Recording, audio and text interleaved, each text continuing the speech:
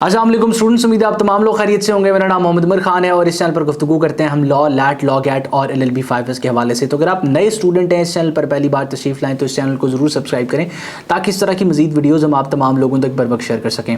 आज की इस वीडियो में हम डिस्कस करने वाले हैं रिटन पोर्शन के बारे में। आप तमाम लोग जो साल 2023 के तीसरे लॉ एडमिशन टेस्ट के लिए अपने आप को प्रिपेयर कर रहे हैं, जो कि 16 जुलाई 2023 को कंडक्ट होना है, उन तमाम स्टूडेंट्स के लिए एक अपडेट वीडियो है कि आप किस तरह से जो है वो अपने रिटन पोर्शन को अटैम्प्ट करेंगे, किस तरह से उसकी तैयारी करेंगे, किस ज़बान में उसको लिखना चाहिए, कितने पैराग्राफ उसमें बनाने चाहिए। ये तमाम चीज़ें आज के इस वीडियो में मैं आपके साथ शेयर कर दूंगा। अब सबसे पहले तो आप एक चीज़ अपने जहन में रखें कि अगर आप एस्से और पर्सनल स्टेटमेंट के हवाले से कंफ्यूज्ड हैं तो इस चैनल पर बेतहाशा वीडियोज़ मैं बना चुका हूँ, जिसमें मैंने मिनी कोर्सेज बना के आप तमाम लोगों को A to Z तमाम चीज़ें सिखाई हैं।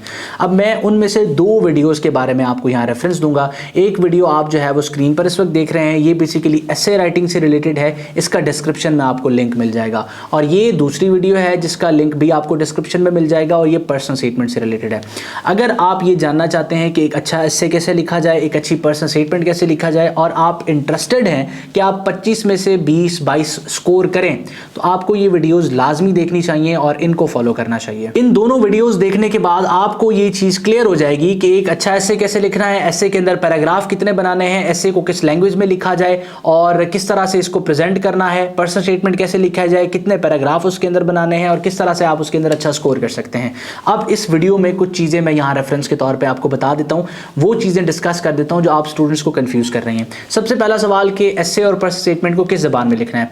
क्या अंग्रेजी में लिखने से ज्यादा स्कोर मिलेगा या उर्दू में लिखने से ज्यादा स्कोर मिलेगा, या जो है वो हम किसी भी ज़बान में लिख सकते हैं। तो आपको ऑप्शन जो दिया गया है ना कि आप इंग्लिश या उर्दू दोनों में लिख सकते हैं, इसका मतलब ही यही है कि अगर आप उर्दू में लिखते हैं तब भी आपको वो ओवरऑल 15 में से ही स्कोर देगा, और अगर आप इंग्लिश में लिखते हैं तब भी वो आपको आउट ऑफ 15 स्कोर देगा। इसी तरह ही पर्सनल स्टेटमेंट अगर आप उर्दू में लिखते हैं तब भी वो आपको 10 में से 7 या 8 या 9 नंबर देगा, और आप इंग्लिश में लिखते हैं तब भी वो 10 में से ही आपको नंबर देगा। तो आपने इस चीज के बारे से कंफ्यूज नहीं होना कि आप अंग्रेजी में लिखेंगे तभी आपको नंबर मिलेंगे और अगर आपने उर्दू में लिख दिया तो वो आपको एक वीक स्टूडेंट कंसीडर करेगा। ऐसा बिल्कुल नहीं है। मेरे बहुत से स्टूडेंट्स हैं जो 25 में से 22-23 भी स्कोर करते रहे और वो उर्दू में लिख के आए हैं। बात यह है कि जिस भी जबान में आप लिखें आप अच्छा लिखें। अब मोस्टली स्टूडेंट्स जो होते हैं सिंध से, स्पेसिफिकली मैं इस वजह से बात कर रहा हूँ क्योंकि मेरे बहुत से स्टूडेंट्स सिंध से होते हैं, तो वो सिंधी लिखने की वजह से उर्दू लिख नहीं पाते। तो ऐसे स्टूडेंट्स के लिए रिकमेंडेड है कि अगर आप अंग्रेजी में अच्छा लिख सकते हैं तो आप इंग्लिश में अच्छा लिखें, बजाय इसके कि आप उर्दू की तरफ जाएं। अब लैंग्वेज के बारे में डिस्कस करने के बाद बातचीत करते हैं कि आप जो है वो एस्से के अंदर कितने पैराग्राफ होने चाहिए और क्या पर्सनल स्टेटमेंट में कोई पैराग्राफ बनाया जाता है या नहीं बनाया जाता। देखें, हमारा ये जो एजुकेशनल सिस्टम है, इसमें आपका जब ये पेपर चेक हो रहा होगा, मैं रियलिस्टिकली आपको बता रहा हूँ, वो कभी भी आपके सारा टॉपिक नहीं पढ़ेगा। उसने क्या करना है, एक ओवरव्यू करना है। ये सारे के सारे एग्जाम्स में ऐसे ही होता है। तो अगर आप एक वेल स्ट्रक्चर्ड चीज बना के आए हैं, प्रेजेंटेशन पॉइंट ऑफ व्यू से आपका topic up to the mark है, तो आपको स्कोर अच्छा देके जाएगा। तो जरूरी है कि ऐसे में आप 3 पैराग्राफ बनाएं, जिसमें एक इंट्रोडक्शन का पैराग्राफ हो, एक आपका उसके अंदर जो है वो मेन बॉडी हो और एक कंक्लूजन हो। इसी तरह ही पर्सनल स्टेटमेंट, अगर स्टूडेंट मुझे बहुत से कह रहे थे कि उन्होंने एक पैराग्राफ में जो है वो उनको रिकमेंड किया गया कि वो एक पैराग्राफ में लिखें। देखिए, कोई भी चीज़ अगर आप एक पैराग्राफ में लिखें तो ना तो उसके सर का पता चलेगा ना उसके पैर का पता चलेगा, तो कैसे आपको वो जो है वो प्रेजेंटेशन पॉइंट ऑफ व्यू से कैसे एक अच्छा टॉपिक बन सकेगा। ऐसे भी 200 वर्ड्स का लिखना है, पर्सनल स्टेटमेंट भी 200 वर्ड्स की लिखनी है।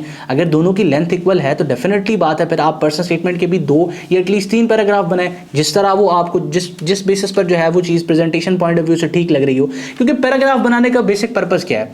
पैराग्राफ बनाने का पर्पज़ है कि आप अपनी बात को स्प्लिट कर दें, तोड़ दें। जिस तरह मैं आपके साथ गुफ्तगू कर रहा हूँ, तो मैं बात करते हुए बात में अगर ठहराव लेके आता हूँ, किसी भी जगह पर मैं रुक जाता हूँ, तो ये मेरी चीज़ जो है वो मेरी बात करने का जो स्टाइल है, इसमें एक क्लियरेंस लेके आती है। अगला जो मेरे साथ जो है वो गुफ्तगू कर रहा है, उस चीज़ को मेरी बात उस बंदे को मेरी बात आसानी से समझ आती है। तो पैराग्राफ बनाने का बेसिक पर्पज़ यही है। आपने अब एस्से में भी 3 पैराग्राफ बनाने हैं और पर्सनल स्टेटमेंट में भी 3 पैराग्राफ बनाने हैं। अपने आप को कंफ्यूज मत करें, ईजी रहें। और ये जो 2 वीडियोज़ मैंने आपको रेफ़र की हैं, इन 2 वीडियोज़ को आपने लाजमी देखना है, क्योंकि ये 2 वीडियोज़ आपका written portion A to Z तमाम जो है वो आपका क्लियर कर देंगी। और इसके अलावा भी मैंने इंग्लिश के हवाले से, GK के हवाले से, पाकिस्तान स्टडीज़ के हवाले हवाले से, इस्लामिक के हवाले से, हर एक सब्जेक्ट के हवाले से इस चैनल पर वीडियो अपलोड की हुई है। तो आपको प्रिपरेशन के हवाले से तो कंफ्यूज होने की ज़रूरत ही नहीं है। आप सिंपली प्लेलिस्ट के सेक्शन में जाएं या वीडियोस के सेक्शन में जाएं और उस डिज़ायर्ड वीडियो को सर्च कर लें। आपको कोई समझ नहीं आती चीज़, आप सिंपली यूट्यूब पर सर्च करें, स्लैश डाल के दी लॉ चैनल लिख दें, आपको मेरे चैनल पर मौजूद वीडियो मिल जाएगी। तो उम्मीद करता हूँ कि आज का ये वीडियो आप तमाम लोगों के लिए हेल्पफुल रहा है। किसी भी सवाल या कन्फ्यूजन की सूरत में आप कमेंट सेक्शन को इस्तेमाल कर सकते हैं। अपना बहुत सारा ख्याल रखिएगा। हमेशा आप तमाम लोगों की कामयाबी के लिए दुआ गो। उमर खान, अल्लाह हाफ़िज़।